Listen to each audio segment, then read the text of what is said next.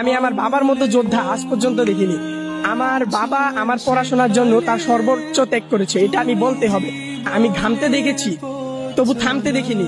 আমি আমার বাবার মতো যোদ্ধা আজ পর্যন্ত দেখিনি। আমার বাবা আমাকে খাওয়াতে গিয়ে, আমার পড়ালেখার খরচ বহন করতে গিয়ে যে কত অক্লান্ত পরিমাণ কষ্ট করেছেন, ওইটা আমি নিজের চোখ দিয়ে দেখেছি। এবং আমি ভবিষ্যতে যাই করতে চাই, আমি আমার বাবার জন্য করতে চাই।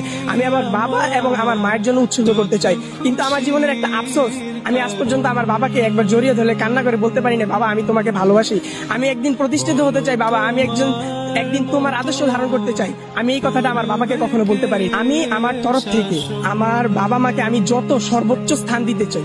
আমার কাছে যদি সাধ্য থাকতো এবং আমার বাবা মা যদি ওইটা চাইতো, আমি আকাশের চারটা যদি পারতাম, আমি আমার বাবা মাকে এনে দিয়ে দিতাম। কারণ আমি আমার বাবা মার জন্য সর্বোচ্চ ত্যাগ করতে রাজি আছি।